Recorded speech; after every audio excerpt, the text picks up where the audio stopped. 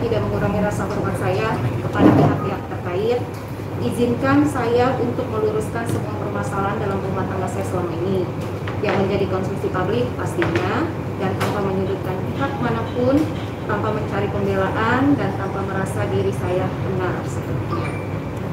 Oke, permasalahan ini timbul karena banyaknya kesalahpahaman awalnya. Oke, masa pernikahan saya di tahun 2018 hingga 2020. Jadi kita punya di masa pernikahan di mana saya masuk, saya harus mendoktrin anak tersebut. Kemudian emang hubungannya tidak baik dengan mantan istri, dan selama 2 tahun dia dalam pengasuhan saya. Dan oke, setiap ibu pasti berbeda cara mendidik. Yang penting saya tidak peduli atau misalnya saya menganiaya anak. Kejadian kenapa proses lapor melaporkan itu terjadi, pada awalnya saya menyelamatkan J saat mau keluar dalam mobil. Jadi ini saya menceritakan biar satu-satu terurai dengan baik hingga sampai kasus ini ada saling lapor dan lapor. Saya menyelamatkan J dari mobil saat dia keluar mobil. Suatu hari dia makannya lama sekali siang itu, pagi mau sekolah. Jadi si bapak sempat marah. Kemudian saat saya nganterin dia ke sekolah, saya posisinya nyetir, and then dia di belakang. Saya sempat bilang seperti ini, kalau misalnya kamu makannya lama sekali, mungkin kita akan telat sekolah terus. Dan entah moodnya itu jelek, akhirnya dia mau keluar dari mobil. Secara refleks, saya tarik tangannya, dan dia sempat ngamuk-ngamuk lah di mobil. Kemudian dalam kondisi seperti itu, aku tidak membawanya ke sekolah, dan aku sudah membawanya ke rumah. Saat perjalanan ke rumah, saya sempat videokan, karena bagaimanapun saya harus memberitahukan bapak kandungnya saat itu. Kemudian akhirnya saya bawa pulang ke rumah, saya sempat bicara dengan bapaknya bahwa jika nanti dia pulang bekerja, tolong nasihati, karena itu kan sangat berbahaya sekali. Kemudian saat bapaknya pulang, sempat menghukum anaknya itu seperti berdiri. Oke, itu setiap orang pasti punya pola mendidik anak berbeda-beda. Akhirnya singkat cerita, besoknya saya mengantarkan ke sekolah. Kemudian saya tidak tahu sama sekali masalah lubang-lubang, dan akhirnya adalah laporan polisi yang tadinya itu tidak ditunjukkan sepenuhnya oleh saya. Jadi aku akan menunjukkan satu video, tapi bukan untuk mengeksploitasi anak. Jadi saya nggak tahu nanti gimana caranya. Yang pasti harus diblur lah ya. Pemahaman yang selama ini saya sudah cukup sekali, sangat-sangat sabar. Jadi ini adalah kejadian di mana kesalahpahaman karena sang ibu tidak bisa bertemu dengan anaknya hampir selama 2 tahun.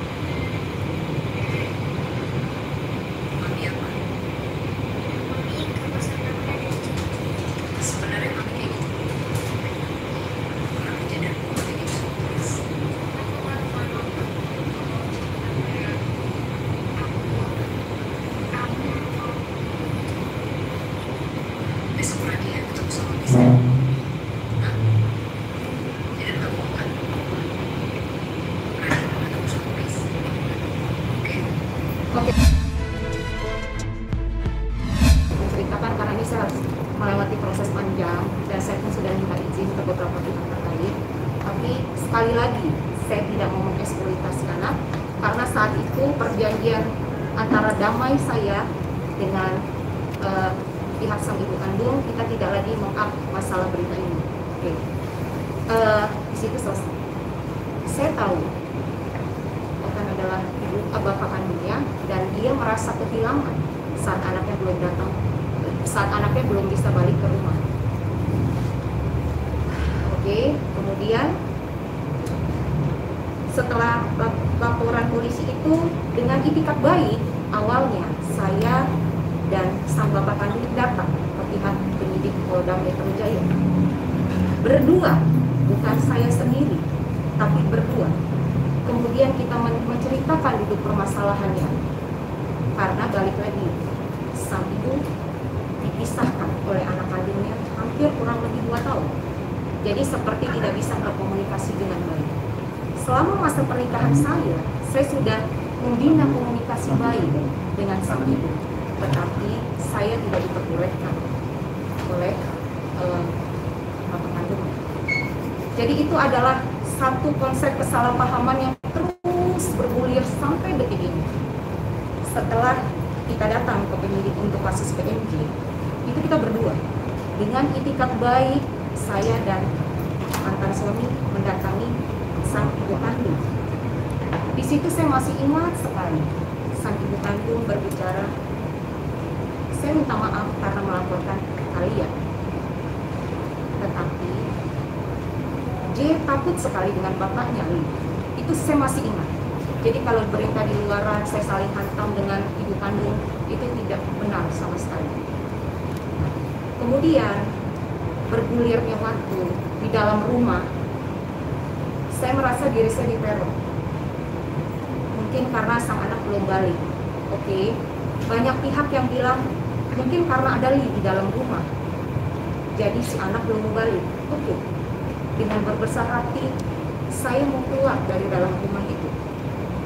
Saya meminta pihak lawyer saya untuk membuatkan surat, karena saat itu dia mengajukan gugatan cerai. Aku minta tolong buatkan surat bahwa saya izin dengan baik-baik untuk keluar rumah. Setelah tanda tangan surat, dengan hati yang besar, saya berharap anaknya bisa balik ke rumah. Saya keluar dari dalam rumah itu. Kemudian singkat cerita, kita saling melapor, hingga akhirnya perceraian diputuskan oleh sidang. Saya sudah berdamai dengan diri saya ketika kasus PMJ, dan di ruang mediasi kita sudah sama-sama saling memaafkan. Jika saya beda dalam cara mendidik, saya rasa semua ibu pun akan berbeda. Tetapi saya tidak melakukan apa yang dituduhkan ke saya. Kenapa selama ini saya diam? Karena ada hal yang tidak bisa saya share ke media. Oke, singkat cerita, saya sudah putusan sidang. Saya sempat melaporkan Bapak O untuk kasus pencemaran nama baik. Kenapa? Karena dia berstatement di media bahwa hasil putusan sidang kita adalah penganiayaan, tapi tidak benar sama sekali. Ini adalah hasil putusan sidang. Jadi pihak pengadilan resmi memutuskan karena kita sering cekcok karena perbedaan cara mendidik. Dan di sini pun ada bukti-bukti saksi yang dihadirkan di sidang.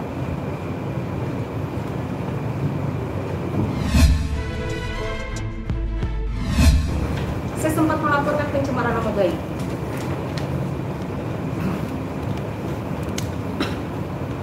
Setelah Polda Metro Jaya selesai, saya sangat bersyukur saya sudah keluar dari lingkungan kehidupan mereka. Maka sebelum bergantinya tahun 2021, saya sudah berjanji dengan diri saya dan pihak-pihak terkait, termasuk lawyer saya, pencemaran nama baik, Bang Erwin, kasus Polsek Limo, saya tidak mau melanjutkan lagi. Karena saya sudah tidak berada di situ. Penyidik Limo pun saya sudah kasih tahu kalau saya tidak mau melanjutkan apapun yang berhubungan dengan masa lalu saya.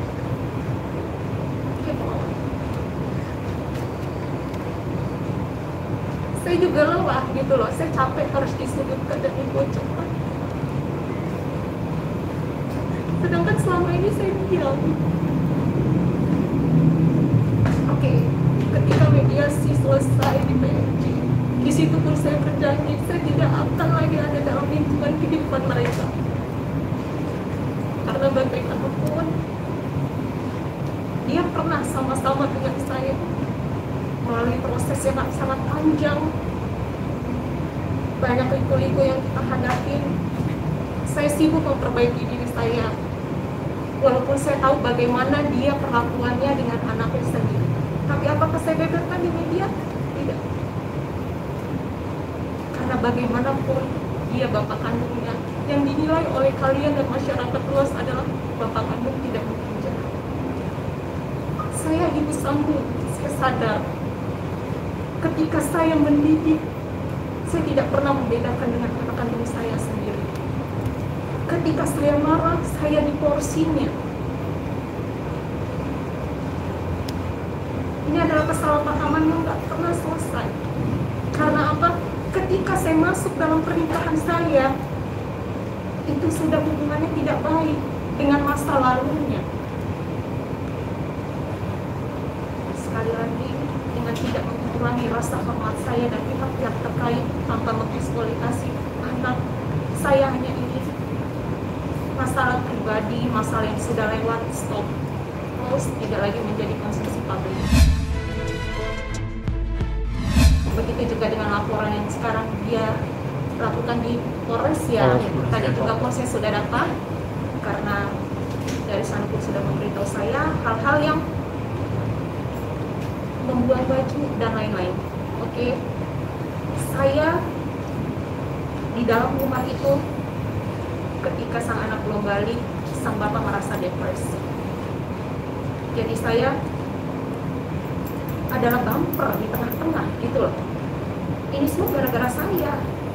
Dan dia menceraikan saya tanpa bilang sama sekali. Saya pernah mengajak dia duduk face to face. Banyak hal yang belum kita selesaikan sampai detik ini.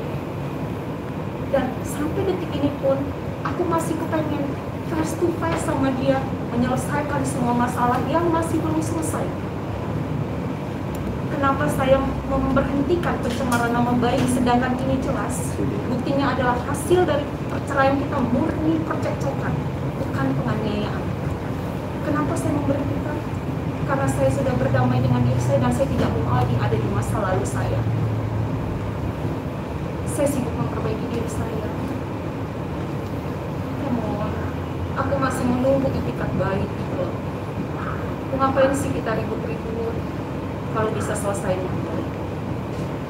Intinya seperti itu sih. Oke. Jadi sebenarnya saat itu sangat rumit sekali dalam kondisi yang anakku belum balik, dia depresi, dia harus bagaimana caranya membuktikan bahwa sang anak bisa balik.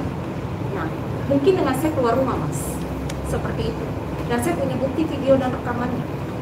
Bagaimana barang-barang saya dikeluarkan, bagaimana saya tidak dibukakan pintu. Itu saya punya sih. Tapi balik lagi, sebenarnya saya tidak masalah, setiap orang berhak melaporkan. Tapi itulah yang terjadi sebenarnya, tanpa pembohongan publik, rekayasa, dan lain-lain. Balik tadi masukan.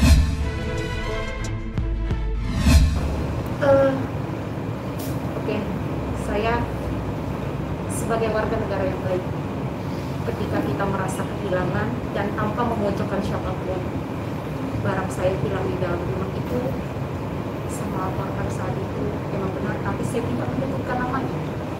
Saya tidak sama sekali menyebutkan namanya. Dan sampai akhirnya saya pun bilang dengan pihak-pihak terkait sama Bang Erwin ketika PMJ selesai, saya mau menghentikan ini semua. Karena saya sudah tidak mau lagi berada dalam masa lalu saya. Jadi begini, sekali lagi ya, karena saya merasa kehilangan, maka saya melaporkan. Tapi dalam laporan saya tidak menyebutkan nama sama sekali. Dan yang kedua, barang bukti yang dikembalikan dalam rumah itu ketika saya laporan sudah ada di penyidik dan belum saya ambil sama sekali. Kalau benar itu setiap orang pasti punya pembenaran dan pembenaran diri masing-masing.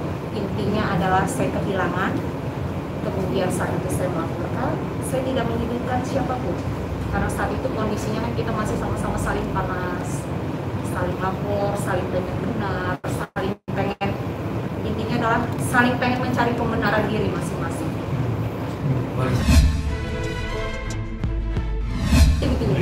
Oke. Masuk tahun 2021 Desember, saya sudah sampaikan ini ke pihak bapak saya, lawyer saya, bahwa saya tidak mau melanjutkan apapun soal kasus. Oke. Dan yang pastinya kan kalau misalnya saya tidak mau melanjutkan, otomatis gelar perkara dan lain-lain karena tidak seimbang, jadi diberhentikan. Nah, saya tahu beritanya juga baru kemarin. Jadi itikat baik saya itu sebenarnya sudah mau memberhentikan dari Desember masuk 2021. Jadi memang berkomunikasi. Ngapain Mas Putri? Sudah ngamorin. Balik lagi dong kalau saya ceritain ya. Yang pasti kan saat itu kan kondisi kan emang kita sama-sama saling memanas. Yang pasti ketika saya memberikan laporan, saya sudah memberikan bukti-bukti yang sampai surat pembelian dan lain-lain itu udah saya serahkan ke pihak penyidik. Terakhir, terakhirnya adalah ketika dia melayangkan gugatan cerai, itu dia tidak mau komunikasi face to face langsung dengan aku. Akhirnya dia maunya lawyer to lawyer. Dari situ aku memutuskan untuk tidak berkomunikasi dengan dia. Oh enggak, kan tadi saya udah bilang kalau saya masih mau meneruskan Mas pencemaran nama baik yang dia lakukan di media. Hasil putusan cerai adalah karena penganiayaan, tapi hasil dari sidang kita murni percekcokan, itu akan saya lanjutkan, tetapi tidak saya lanjutkan sama sekali. Berarti ini saat ini disebut? Oh enggak, kan saya belum dapat nih panggilan atau apapun. Tapi sebagai warga negara baik, ketika saya dipanggil ya pasti saya akan datang, memberikan penjelasan dengan sebenar-benarnya, yang pasti memberikan bukti kenapa saat itu adanya percecokan di dalam rumah. Good Mas, pokoknya saat itu. Jadi belum mau lapor. Saya masih santai, saya juga nggak berpikir saya harus telepon lawyer saya atau apa, enggak. Mengalir aja. Balik menyik. Apa Mas? Mengalir aja. Jalani aja gitu Mbak ya. Lihat.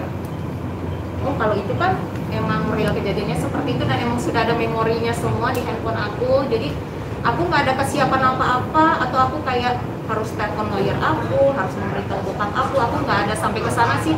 Emang sampai detik ini aku masih santai-santai aja. Jadi nggak takut ya? Bukan nantangin ya Mas, maksudnya bukan nantangin, intinya Jalani prosesnya. iya, saya menjalani proses. Tapi Harapannya kita sudah berada di kehidupan kita masing-masing. Dia sudah bahagia dengan kehidupan dia, begitu pun saya. Kalau misalnya masalah ini terus akan jadi konsumsi publik dengan itikat baik, saya ngajak dia bertemu untuk menyelesaikan banyak hal yang emang kita belum selesai sebenarnya. Banyak banget hal yang belum kita selesai. Jadi saya tidak mau apapun kesalahan dia terhadap saya, begitu pun saya sebaliknya. Itu saya tidak mau memperpanjang melalui proses itu. Termasuk saya harus mensomasi, ada hal-hal yang belum diselesaikan, baik materi dan lain-lain, itu tidak saya lakukan sama sekali karena saya masih mau duduk bareng selesai clear.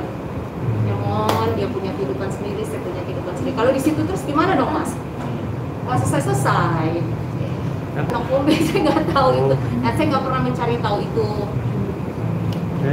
Kalau dia terhambat, saya pun pasti terhambat. Karena kan kita saling mampu. Tapi buat rekan media, jadi saya memberikan statement sekali lagi, saya tidak memojokkan pihak terkait manapun. Saya hanya di sini adalah orang yang selama ini diam, dan sebenarnya kalau dibilang rugi, ya saya rugi dan mungkin juga dia rugi karena jadi konsumsi publik. Tapi dengan itikat baik, jika ada solusi untuk mediasi face to face karena banyak hal yang belum diselesaikan antara kita berdua, dengan itikat baik, saya akan welcome. Balik terakhir mungkin amannya pasti kalau misalnya memang ternyata benar dari laporan Okan atau maupun Bali kan pasti ada resikonya kan. Ya dijalanin aja lah. Yang pasti saya udah nggak ada di kehidupan masa lalu saya sudah sangat bersyukur bisa keluar nih dari cerita hidup masa lalu saya. Oke.